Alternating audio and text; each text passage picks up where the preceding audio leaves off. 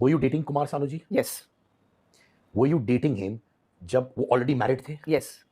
क्या morals and values के बारे में बात करने वाली Bigg Boss contestant Kunika Sadanand खुद शादीशुदा कुमार सानू के साथ एक्स्ट्रामैरिटल अफेयर कर रही थी एंड बिग बॉस हाउस के अंदर strong women and women empowerment के बारे में नारा देने वाली खुद इंटरव्यूज़ में आकर ये बोलती है कि लड़कियों का रेप कभी नहीं होता, बल्कि लड़कियों का भी इक्वली वहाँ पर फॉल्ट रहता है, तभी ये सब होता है। सो इस तरीके से कुछ कंट्रोवर्शियल स्टेटमेंट देने वाली कुनिका जी के बारे में आज हम बात करेंगे।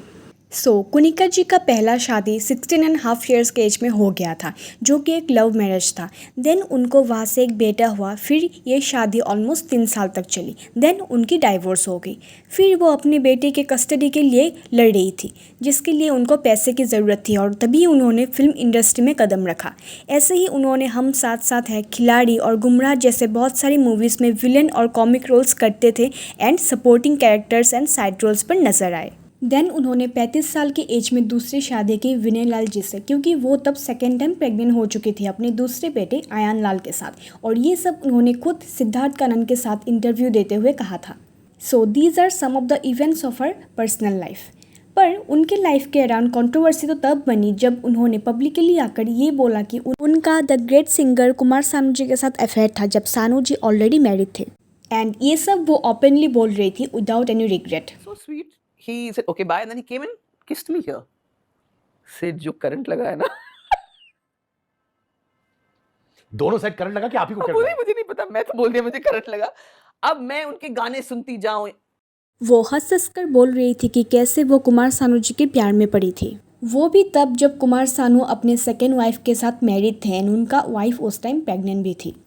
उन्होंने बोला कि कैसे वो कुमार सानू जी के साथ एक वाइफ की तरह रह रही थी एंड उनका रिलेशनशिप ऑलमोस्ट 5 साल तक चला।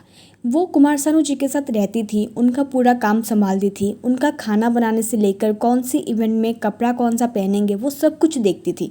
और वो अपनी इस रिलेशनशिप को जस्टिफाई करते हुए बोलती है कि कुमार सानू जी उस टाइम एक बैड मैरिज से गुजर रहे थे, जिसकी वजह से एक बार सानू जी ने सुसाइड करने की भी कोशिश की थी। वो सुनते थे मेरी बात, तो सब कुछ करती थी मैं। I was like a wife. I mean, I considered him like my husband. I used to always say कि शकुंतला and that जो दुष्यंत की जो वो था रिलेशनशिप, ऐसा था हमारा। But whatever the reason is, how can you have a relationship with a married man when you yourself talk about family values, morals and uplifting other women? यहाँ पर ऑफ कोर्स कुमार सानू जी का ज़्यादा फॉल्ट था, क्योंकि he is the one जिन्होंने extramarital affair किया। But जिस तरीके से कुनिका जी अपने रिलेशनशिप को डिस्क्राइब कर रही थी, इससे पता चलता है कि कुनिका जी का भी यहाँ पर इक्वली फॉल्ट था। कुनिका जी का ये रिलेशनशिप 5 साल तक चला, फिर उनका ब्रेकअप हो गया, जिसका वजह जब इंटरव्यू ने पूछा कि क्या सानू जी ने उन पर चीट किया था, उन्होंने उसका आंसर नहीं दिया। दैट मीन्स येस, पॉसिबिलिटी है कि कुमार सानू जी ने उन पर चीट किया होगा, जिसकी वजह से उनका रिश्ता टूट गया। एंड उसके बाद बिग बॉस हाउस में आकर उन्होंने ये कंफर्म भी किया कि कुमार सानू जी ने उनके रहते हुए किसी और लड़की के साथ अफेयर किया था, जिसके बाद कुनिका जी ने कुमार सानू को छोड़ दिया। ये इंटरव्यू ऑलमोस्ट 9 महीने पहले बाहर आई थी, जिसके बाद उनके अराउंड एक कंट्रोवर्सी बन गया था, जिसके वजह से अभी वो बिग बॉस 19 में कंटेस्टेंट बनकर आई है। इवन बिग बॉस हाउस में भी कुनिका जी ने इस रिश्ते के बारे में ओपनली बोला, जिसके बाद कुमार सानू जी के बेटे जान कुमार सानू एक पोस्ट डालते हुए ये बोलते हैं, I am proud of my mother, she has never made me बाउ माई हेड इन शेम। एक ही माँ है और एक ही डैड, थैंक गॉड मुझे लॉन्ड्री लिस्ट नहीं रखना पड़ता अपने पेरेंट्स नाम का। No dad 1, dad 2 and dad 3, #BB19, #shameful.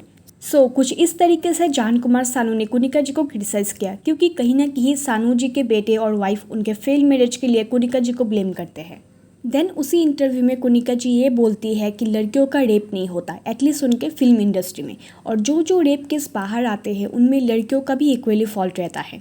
वो लड़कियां ही होती है जो लड़कों के साथ सिडक्टिव वे से बात करती है, और बिकॉज वो लड़के हैं और लड़कों का नेचर होता है कि लड़कियों पर लाइन मारना, और तब लड़कियां ऑफेंड होकर उन पर मॉलेस्ट करने का आरोप डाल देते हैं। एंड एज ए व्यूअर ये सब सुनने में भी कितना डिस्गस्टिंग लग रहा है। एक औरत होते हुए वो कैसे दूसरी लड़कियों के बारे में ये सब बोल सकती है। मैं ये नहीं बोलूँगी कि सभी केसेस में लड़कों का ही गलती होता है। आई नो कई बार लड़कियां भी अपने राइट्स एंड लॉस का गलत फ़ायदा उठाते हुए कभी कभी झूठा केसेस भी लड़कों पर फाइल कर देते हैं, जो कि बहुत गलत बात है, क्योंकि उससे उन लड़कों का पूरा लाइफ बर्बाद हो जाता है। बट दैट डजंट मीन कि हर लड़कियां ऐसा करती है। किसी भी लड़की को अगर कोई लड़का पसंद आए तो वो अप्रोच कर सकती हैं, पर इसका मतलब ये नहीं होता है कि उनको ये परमिशन दे देते हैं कि उनके साथ कुछ भी कर सकते हैं। And sexual harassment is a big thing, और कोई भी लड़की जानबूझकर हैरेस होना नहीं चाहेगी। और कुनिका जी खुद ही बोलती है कि फिल्म इंडस्ट्री में काम करते वक्त प्रोड्यूसर्स एंड कैमरामैन जैसे कई लोगों ने उनको फिजिकली हैरेस करने की कोशिश की एंड इनअप्रोप्रिएटली टच भी किया। तो खुद के टाइम पे वो अपने आप को विक्टिम बताती हैं, और सेम चीज़ अगर किसी और के साथ हुआ हो तो वो उन लड़कियों के ऊपर ब्लेम डाल देती है, ये बोलकर कि उनका ही कुछ गलती होगा, इसीलिए इंडस्ट्री में उनको ये सब फेस करना पड़ा। नहीं तो फिल्म इंडस्ट्री में ये सब कभी नहीं होता। आई मीन हिपोक्रेसी की भी कोई सीमा होती है। फिल्म इंडस्ट्री में ना जाने कितने सारे केसेस हुए होंगे जहाँ पर लड़कियों को डोमिनेशन एंड हैरेसमेंट फेस करना पड़ा होगा, और बहुत सारे केसेस में तो लड़कियाँ खुलकर बता ही नहीं पाती इस डर से कि कहीं उनका करियर ख़त्म ना हो जाए। कितनों को तो अपना फर्स्ट वर्क मिलने से पहले ही कास्टिंग काउच का सामना करना पड़ा, और ये बात खुद रणवीर सिंह ने भी एक इंटरव्यू में बोला है। During his struggling age he faced casting couch in the industry and it was only after the me too movement जहाँ पर बॉलीवुड की बहुत सारी एक्ट्रेसेस खुलकर बाहर आई और अपना एक्सपीरियंसेस शेयर किया कि कैसे उनको इंडस्ट्री में काम के लिए हैरेसमेंट फेस करना पड़ा, जिसके बाद जाकर बॉलीवुड में अभी कुछ चेंजेस आए हैं। इवन बिग बॉस हाउस के अंदर भी कुनिका जी कई सारे मिसोजिनिस्टिक स्टेटमेंट देती है लड़कियों के बारे में कि अगर आप खाना बनाने के बाद सबके लिए वेट नहीं किया और खाना खा लिया देन आप में लड़कियों वाली तो कुछ गुण ही नहीं है। आई मीन एक तो लड़की ने पूरे घर के लिए खाना बनाया, उसके बाद अगर वो पहले खाना खा लेती है तो उसमें ऐसे कमेंट पास करने की क्या ज़रूरत थी। So these are some of the controversial and hypocritical statements by Kunika ji, जिसके वजह से उनको कंट्रोवर्सी का सामना करना पड़ा। So that's it for today. आपको ये वीडियो देखकर कैसा लगा प्लीज़ कमेंट कीजिएगा। Thank you, bye bye.